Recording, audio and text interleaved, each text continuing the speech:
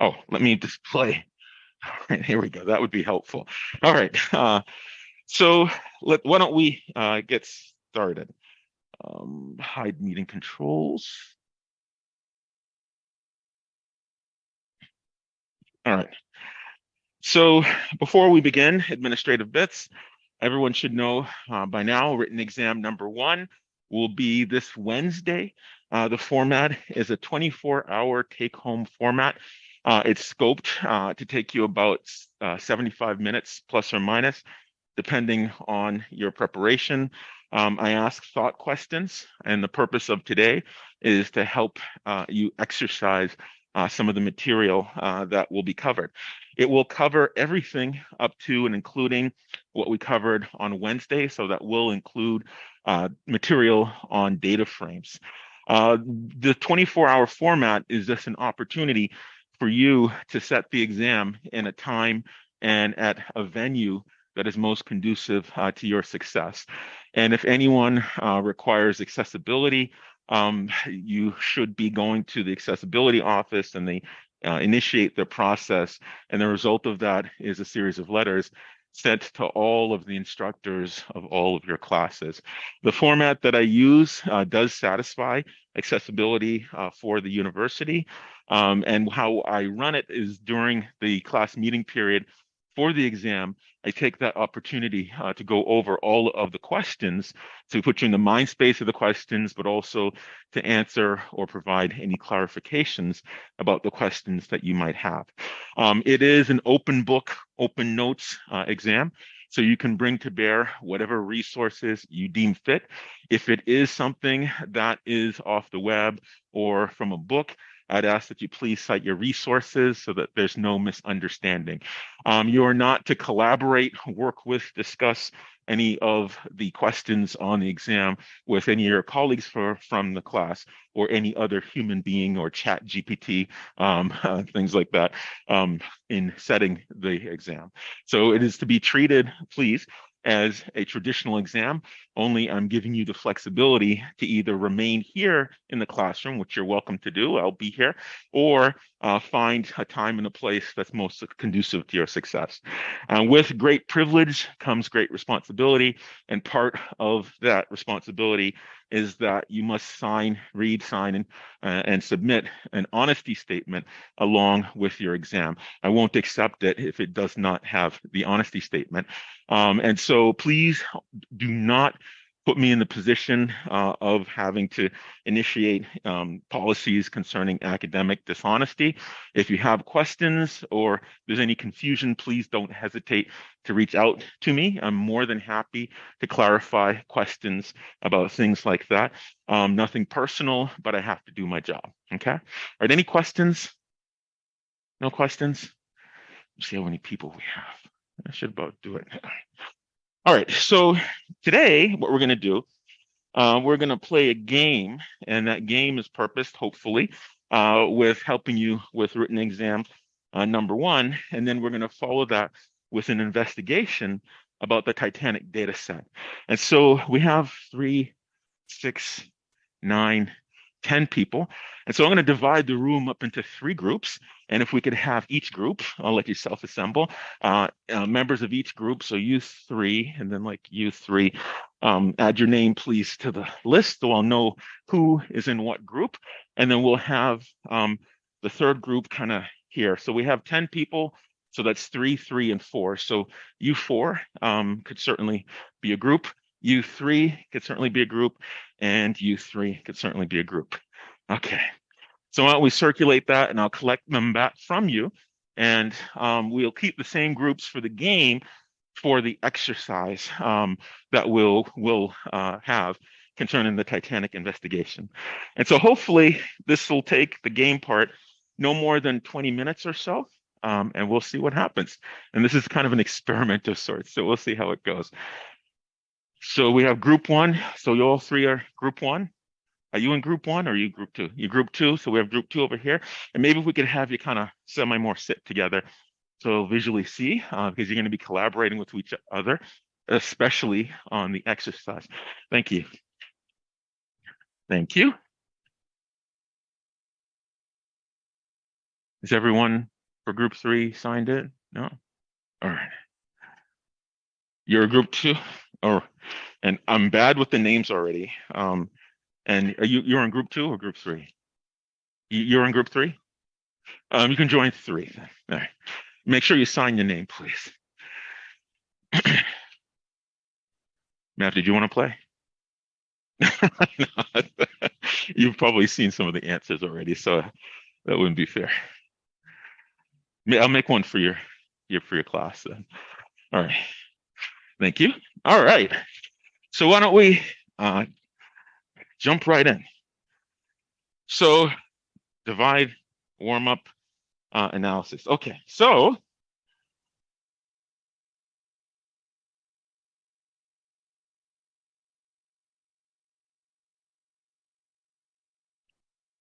this is Jeopardy! Today, our contestants will be hailing from around the United States and across the world. They will be vying for 3 points of extra credit on the next project assignment.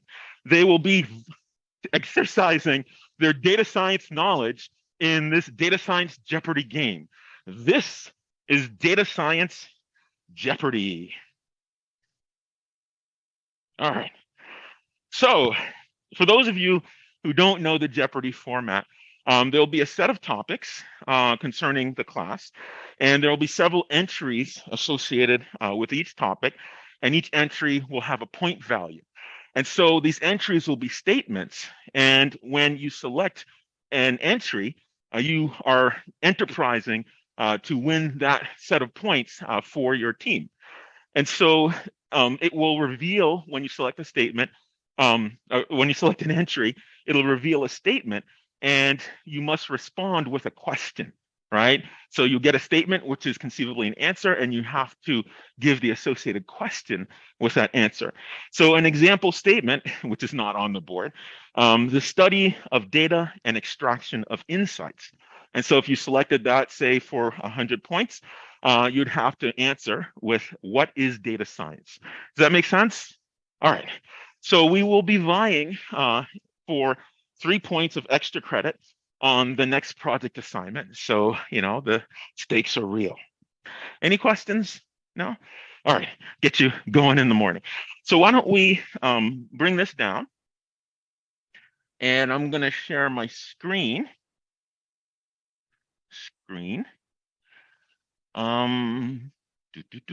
Desktop share.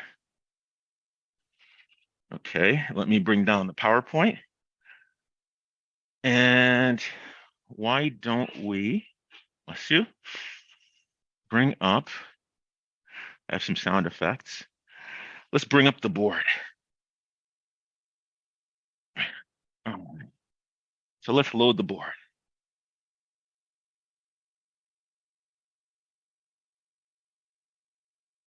All right. And so let's, I guess I should flip a coin, which is apropos. Let's see if I brought my coin. Let's see which group is going to go first. So I have a fair coin here, quarter. So let's have someone from group 1 going against group 2. Heads or tails? Let's say group 1. Heads or tails? Tails. It's tails. Tails it is. Okay. So group 1 goes forward to the next round. Sorry, group 2. All right. So group 1 versus group 3. Heads or tails? I'll let group 3 guess. Heads or tails? Heads. It's tails. Okay. So we have group 1. Actually, no, that's not how it goes. I'm forgetting how to play the game. All right. Well, it was a fun exercise anyways, nonetheless. Okay. So no, that's right. That's right. Group 1 is going to go first. And so you have any choice or selection of a topic on the board. So let's select a topic, group 1, and a point value. Anyone? Group 1?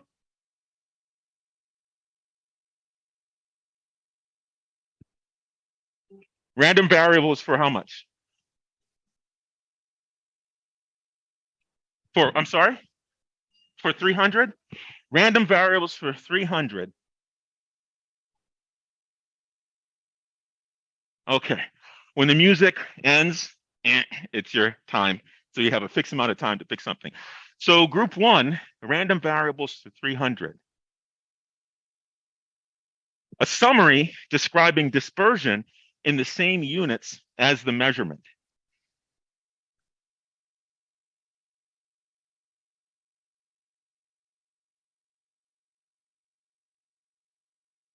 A summary describing dispersion in the same units as the measurement.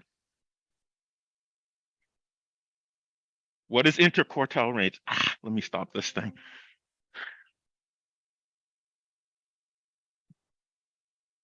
Oh, oh.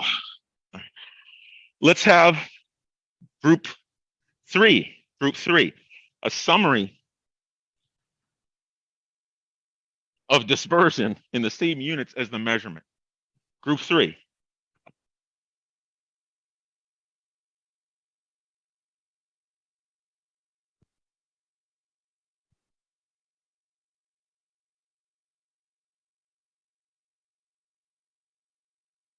A summary describing dispersion in the same units as the measurement. Standard deviation. There's no way for me to stop this thing easily.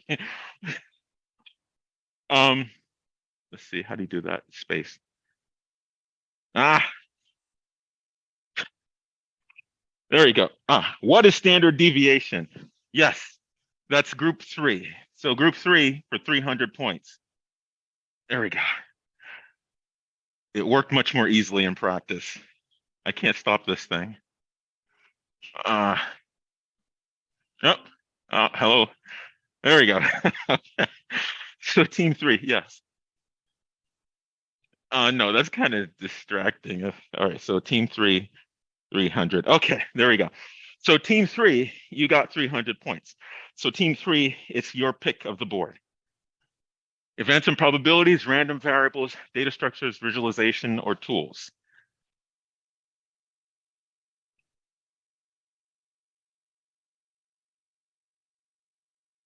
Random variables for how much? For 500. Oh, going with the big point value. Okay, and I forgot to mention, uh, random variables for 500.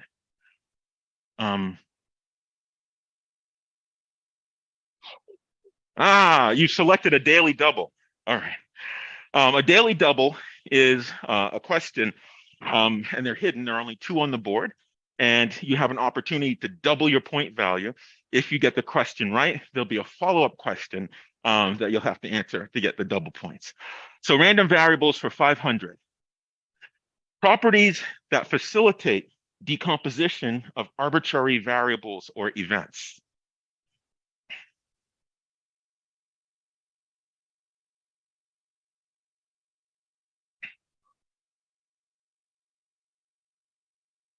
Properties that facilitate decomposition of arbitrary variables or events.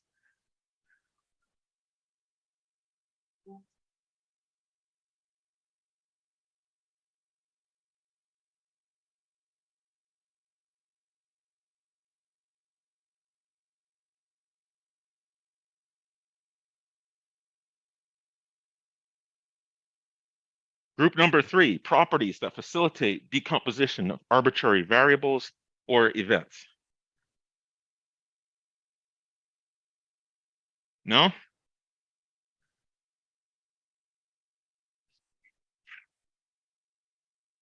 Oh, no. Okay. Group number two, your opportunity to grab the daily double, properties that facilitate decomposition of an arbitrary variable or event.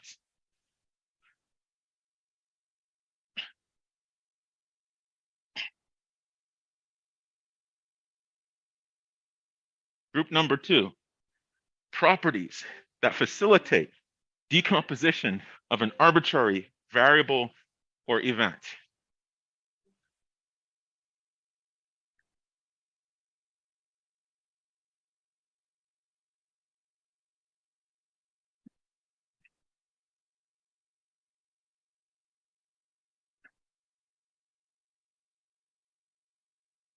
Group number two, properties that facilitate decomposition of an arbitrary variable or event.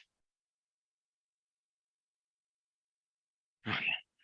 All right, group number one, your opportunity to grab the daily double.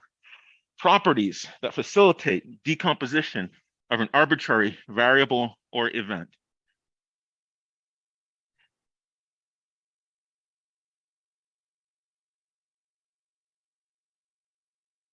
Ooh, close, close. Unfortunately, it's not correct. So let's reveal the answer. What is pairwise disjoint? Yeah, you're in the ballpark. And collectively exhaustive. And that comes from the idea of total probability when we called it the Sicilian pizza slice, for dividing up your universe of consideration into non-overlapping regions. And you can describe any event, regardless of how complex it is, as the union of those intersections. All right. Any questions? No? All right. And I honestly can't remember whose turn it is. I think group two. So let's have group two pick. Group two. A category and a point value. Visualization for 100. Tessellates the canvas for drawing. Oh, I did that the wrong timing. Oh, come on. Tessellates the canvas for drawing visualizations. Tessellates or cuts up the canvas used for drawing visualizations.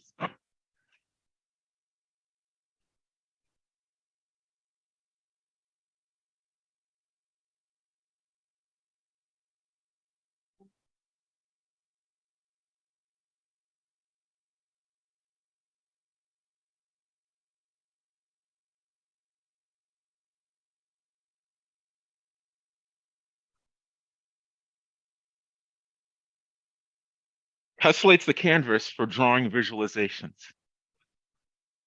Oh, oh no. Group number one, your opportunity to grab the 100 points. It tessellates the canvas for drawing visualizations.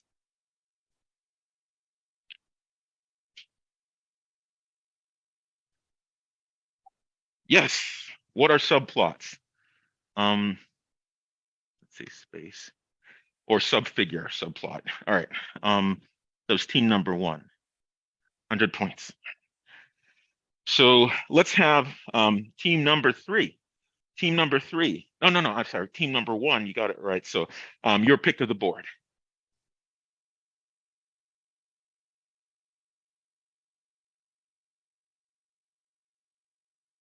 Visualization for 200. Depicts the relationship pairwise between two measurements.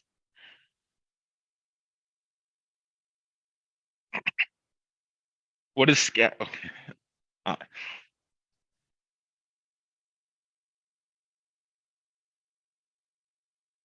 yes. What is scatter?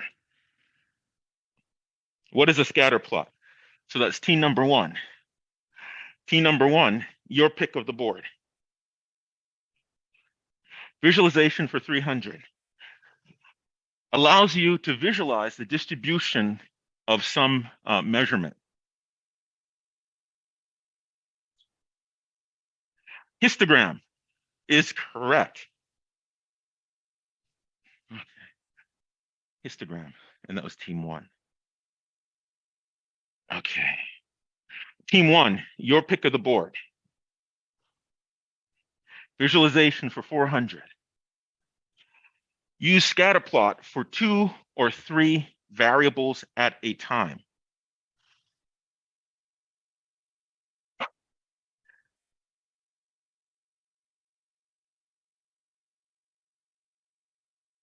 Use scatterplot for 2 or 3 variables at a time.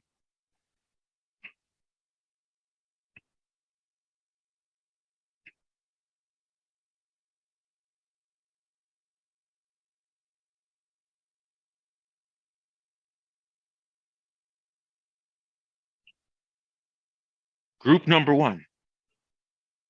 Oh,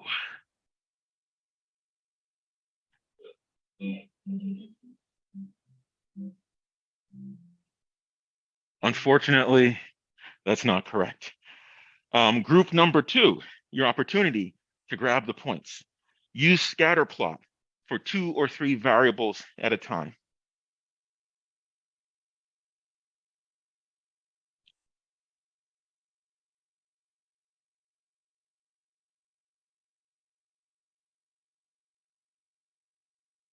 Group number two.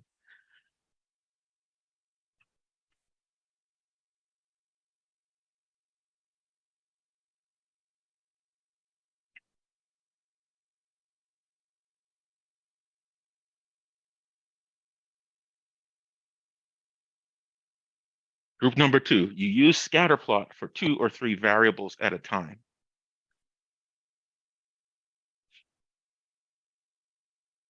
Okay. Group number three, no worries. Use scatter plot for 2 or 3 variables at a time.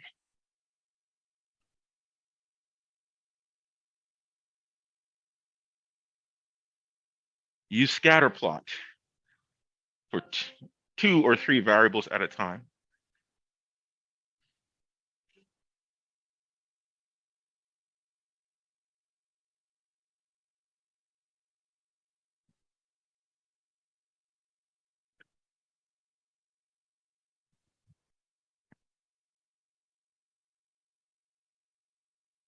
Group number three, you use scatter plot for 2 or 3 variables at a time.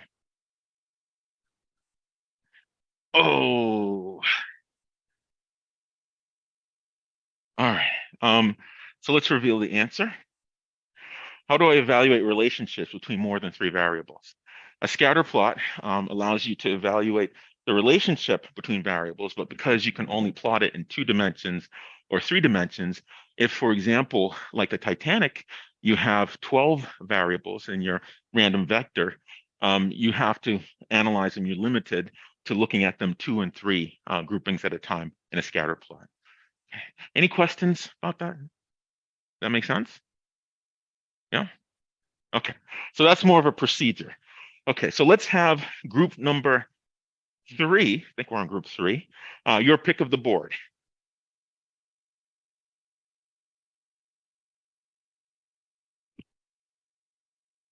Random variables for 100. And accounting describing how probability mass is associated with all of the random variables' possible outcomes.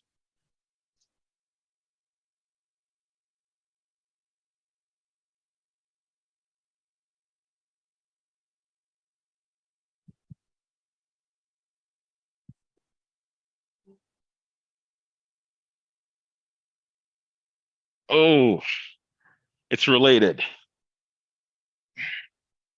Uh, unfortunately.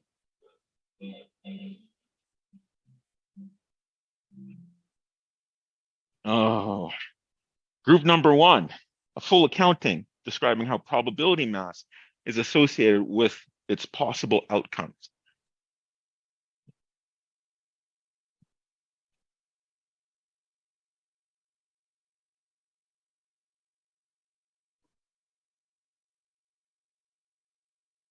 Um, hmm. I'm gonna, you're both very close. I'm gonna have to say, unfortunately, no, they're related. Oh, group number two, a full accounting describing how probability mass is associated with all the possible outcomes.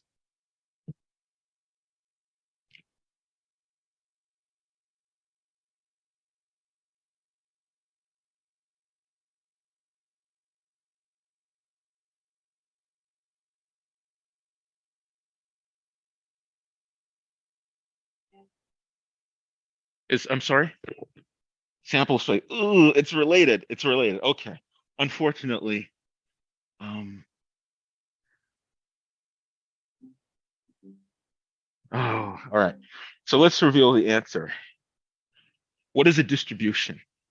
A distribution is different. The mass function assigns mass points to variables, which is related. A density function is for a continuous distribution, assigning concentrations of mass. But the distribution specifically lists all the ways these functions assign probability mass or concentrations of probability mass across all of the sample space. Okay, so you're all kind of right there in the ballpark. All right, great. So let's go back to, see, we had two. Let's have group three, your pick of the board.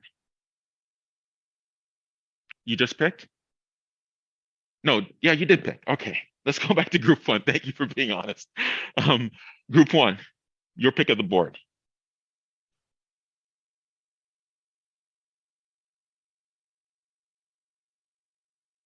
For 100, events and probabilities for 100. An experiment, an observation, and when can I see you again?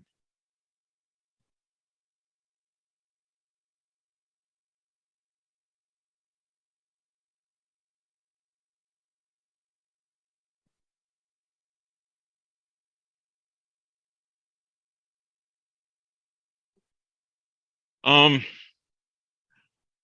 it's not exactly how we described it, and now that you have covered more framework, um, hmm, all right, so I'll give it to group one, right? But the answer is, um, oh, let's see. I didn't mean to do that. Space. The things an event needs. We motivated it, yes, to bring in the concept of a probability. And now you know probabilities technically, yes. At the juncture in the course when we covered this, we hadn't used the word probability yet. So I'll give that to team number one. All right. So team number one, your pick of the board. Events and probabilities for 200. When all of the observable outcomes are equiprobable.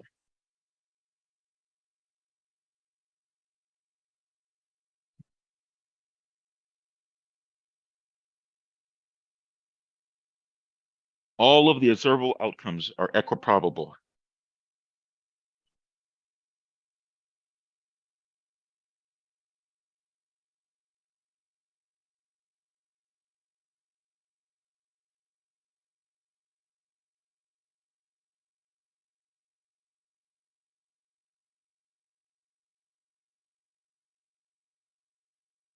Hmm.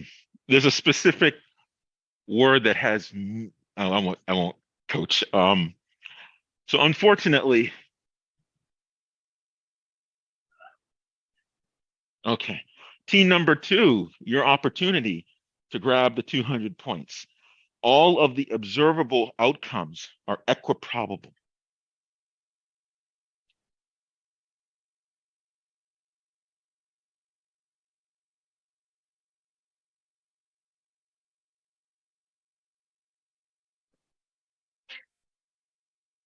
When all of the observable outcomes are equiprobable.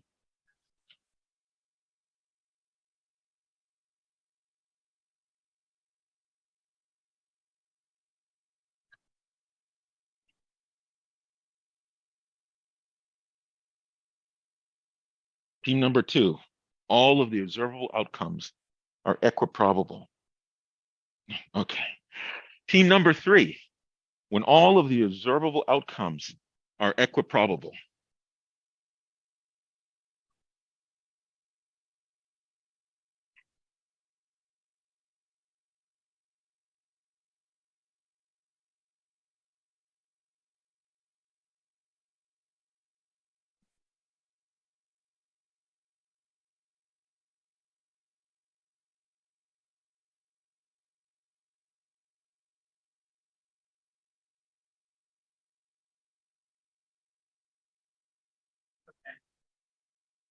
Team number three, all of the, hmm,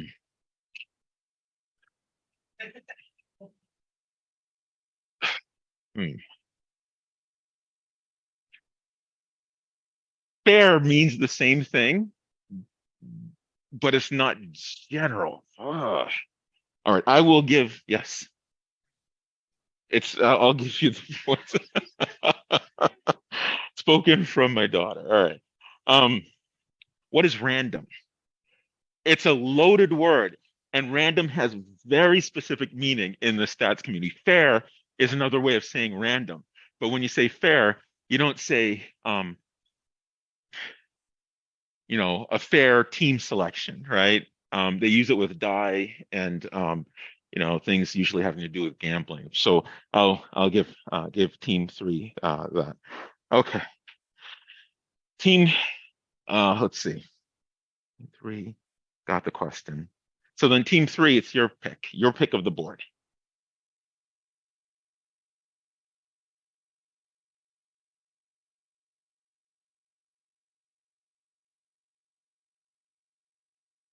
Data structures for 100. Okay, the structure of a 2D array in Python.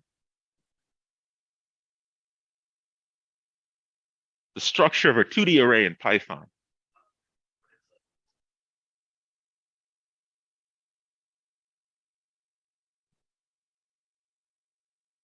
Yes, a list of lists. What is an array where the object at each position is an array? Long way of saying a list of lists. Okay, team number three gets the 100 points. Team number three, again, it's your pick of the board.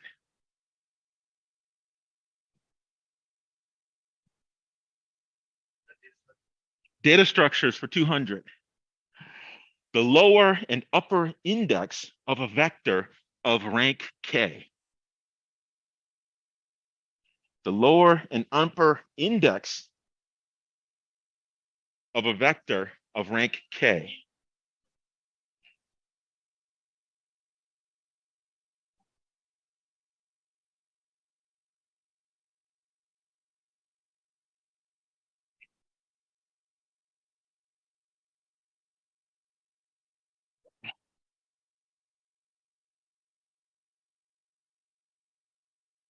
Group number three, the lower and upper index of a vector of rank k.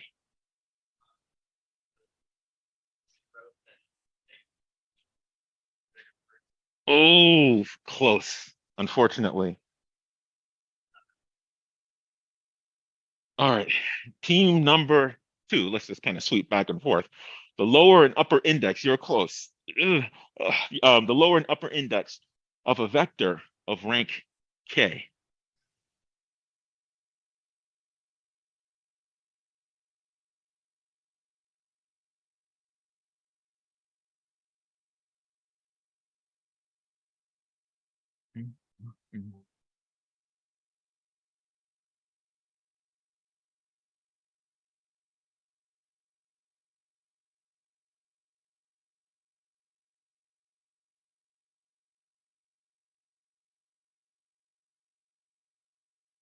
The lower and upper index of a vector of rank k.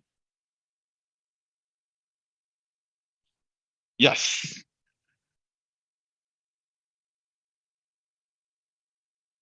-1 will give you that last one, but in terms of the index itself, it's translating from -1 to the k-1. Maybe it's nuanced, but I have to give that to group number two. Okay, group number two, your pick of the board.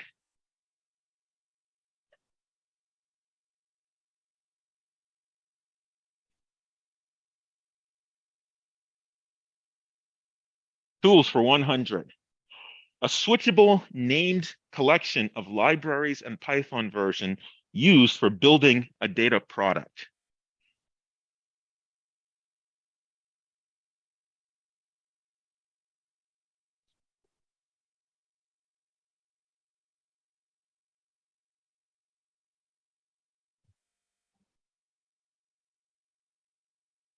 A switchable named collection of libraries and Python version used for building a data product.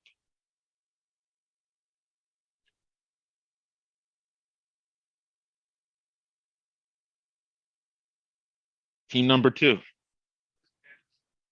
Oh,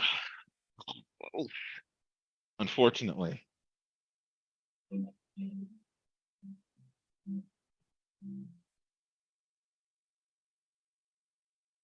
So team number one, you have an opportunity to grab the 100 points, a switchable named collection of libraries and Python version used for building a data product.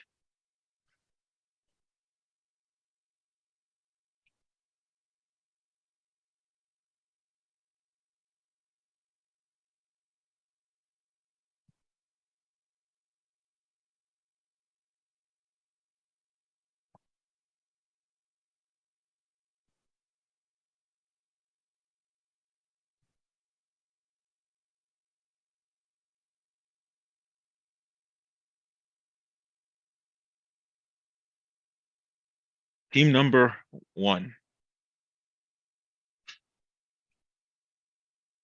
Oh, um, uh, no. Unfortunately. All right. So team number three, your opportunity to grab the 100 points from tools, a switchable named collection of libraries and Python version used for building a data product.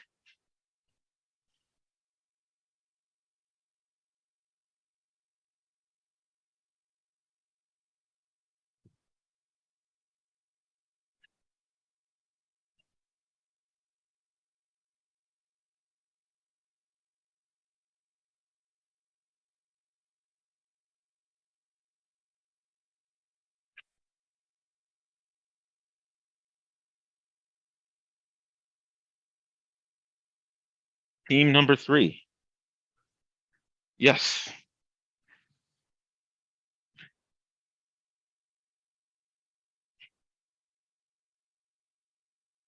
What is a virtual environment? Environment is acceptable. All right. So team number three. Okay. Team number three, your pick of the board.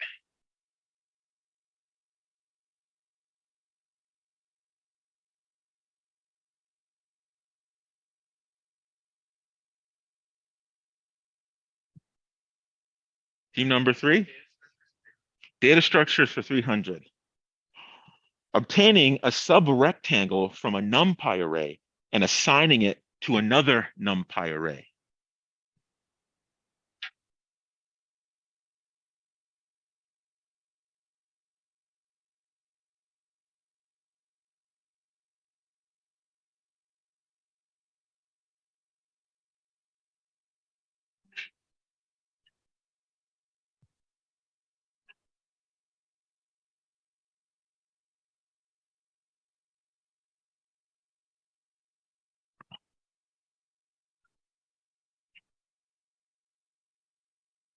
Team number three, obtaining a subrectangle from a NumPy array and assigning it to another NumPy array.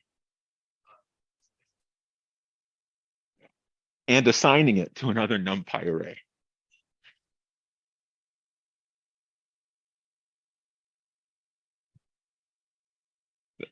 Answer? Yep, slicing. Not, there's more. Okay. Unfortunately, okay. Team number two, your chance to take the 300 points, obtaining a subrectangle from a NumPy array and assigning it to another NumPy array.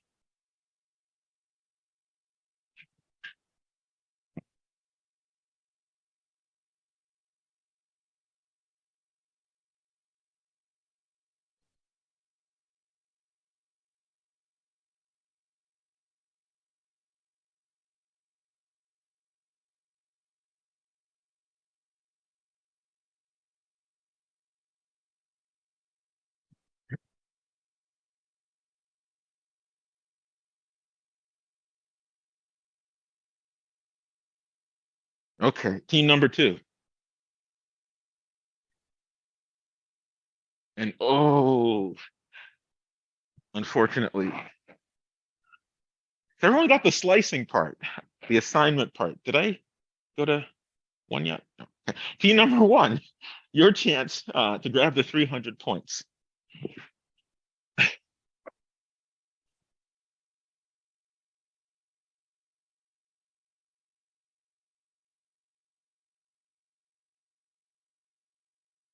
You see it in the debugger all the time as error messages.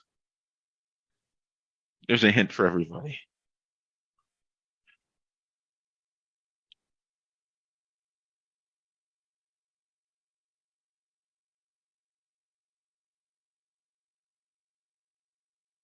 Team number one.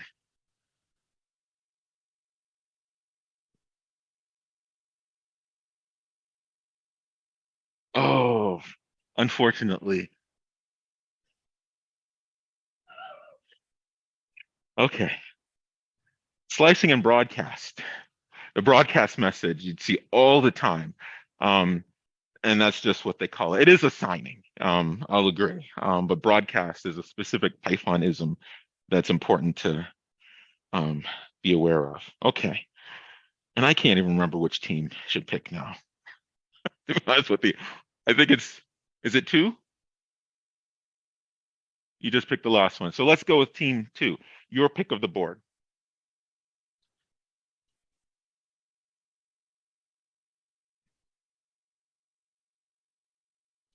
You number two?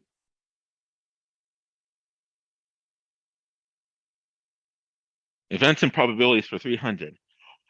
When you make a selection, a pick is removed from further consideration.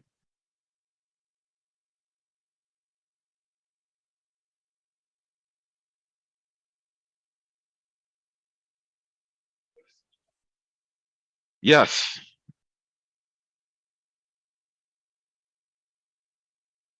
Selection without replacement. Or, yeah, it's without. That's my typo. It is without, right? I just have the wrong thing in there. So that's team number two. All right. Team number two, your pick of the board.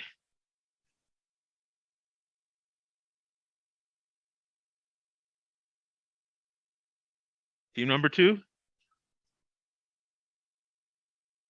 events and probabilities for 400. When the existence of a simple event means that all unions must also exist.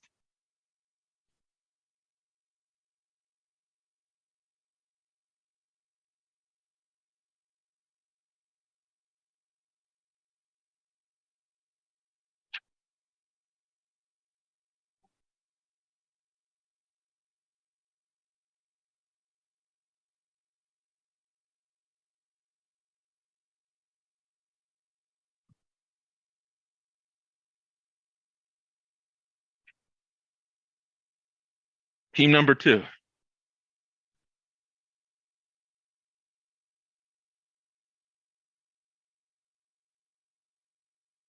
joint probability. Oh, no.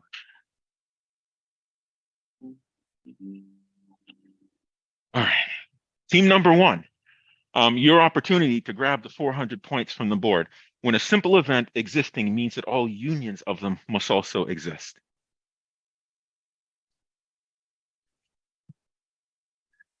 And we're going to have to end after this question, and we'll just reveal all the questions.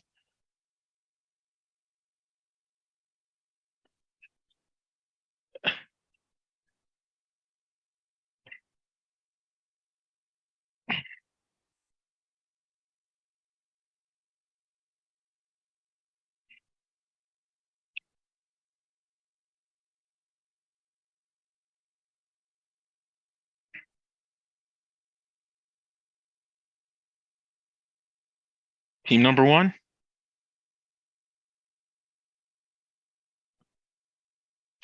Oh, no. Okay, so let's just reveal the answers. In the interest of time, we need to switch over to the other exercise. Oops. Uh, let me. What is sigma additivity? That's one of the three points for the. It does involve the sample space, yes, but it's the construct that allows you to ultimately get to this idea of number of favorables when you talk about complex events. And in order to be a sigma algebra, the third of those litmus tests, that third point, is so-called sigma additivity, that if you can talk about probability of a simple event, you must have the existence of all possible unions of those simple events. Okay. Any questions? No? All right. So let's just reveal the answer. For random variables, a unit step increase in one variable associated with a step increase in another. That's, what do you think? It's covariance, right? It's a little bit of a trick question. Correlation normalizes it on a percentage scale, something like a percentage scale. And so that's what is covariance. Okay. Tools, let's just finish out random variables, 400. A framework for manufacturing observed outcomes using previously seen outcomes, right? That's this idea of changing the condition, right? That's our Bayes rule, right? So what is Bayes rule? Events and probabilities, 500. A framework in probability encoding the idea of in light of new information. That was motivated by this idea of the meteor hitting the green, and that is conditional probability. It allows you to encode new information because new information, as we found, certainly changes your belief, i.e. the probability associated with some condition. Data structures, 400. Implementation of the columns and rows in a data frame.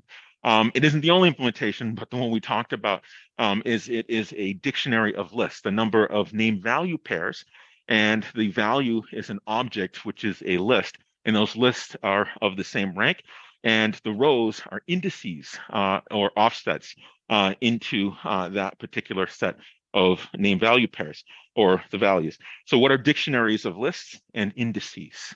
Okay. Let's see. Data structures for 500 subselects arbitrary rectangle from a data frame. That's iloc, I-L or a loc. Just the vowel and consonant, iloc. And with iloc, you give it slice notation in 2 dimensions, and that allows you to select out or carve out a rectangle from the 2D array, which is your data frame.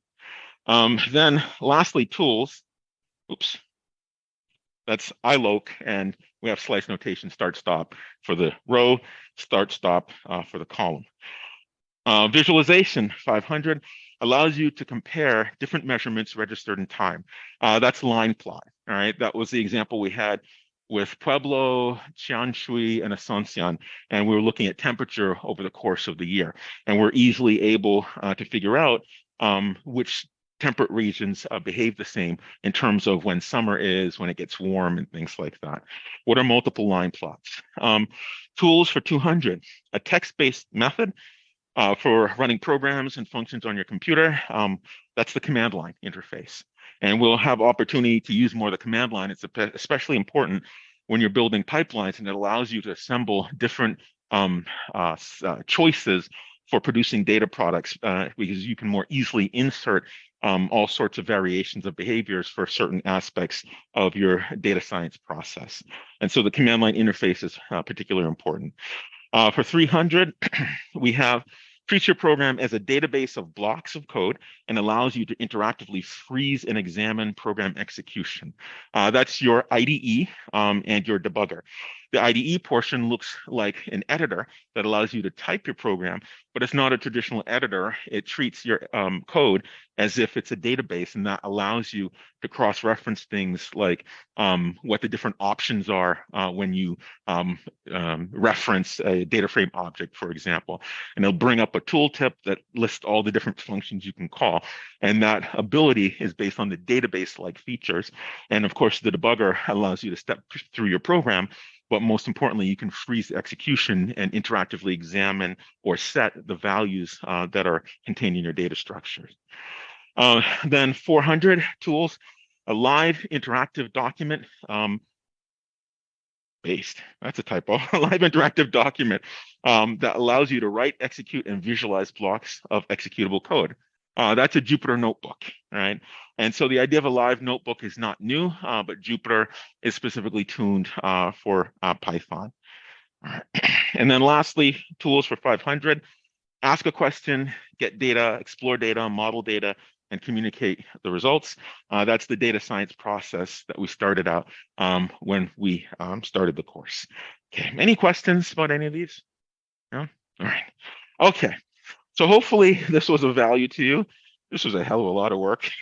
But anyways, I like to try experiments, and one of the feedback items I got from actually my TAs as well as students from my last version of the class is to have more interactive exercises. So with that, why don't we maximize the slides? And I'm not sure how much time we'll have for this, but we'll give it a go. We're going to try an exercise, and this exercise is to allow you to sort of effectively sleuth with the Titanic data set. And so if you're interested in Jeopardy games, there's a site called Jeopardy Labs. There's a site for everything. It allows you to create Jeopardy games. And that was the interface you saw in my browser. Question. I will post these slides and it has the URL for this particular game. So yes, I didn't want to put it on the Canvas site last night because I didn't want to give away the questions in the game or what the game was. But yes, I can do that once I get back to my office after this class. So I've put on the Canvas website or the Canvas site in the lecture 11 module, the Titanic.csv. This time I spelled it correctly. I keep saying Titanic. Titanic.csv and an example Python notebook that's just a stub to get you started. And so I'd like to keep the same teams, team 1, 2, and 3, and this one isn't for points. And certainly, oh, crud, I didn't record which group got the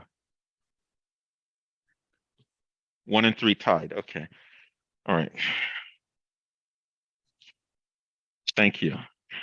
And certainly everyone here, because you're here physically and participating in class, that will certainly benefit you towards the end of the semester, as it's 5% of the grade class participation. So if I could please direct your attention to the Canvas site to download Titanic.csv and also download the data frame exercise. And when you do that, and bring up, please, and I know not everyone in the group has their laptop, maybe. Oh, they do. Okay, great. And so please, keeping the same groups, the question that we are posed with in our investigation today, our sleuthing of the Titanic data set, is was there any relationship between the passenger class, gender, and survival?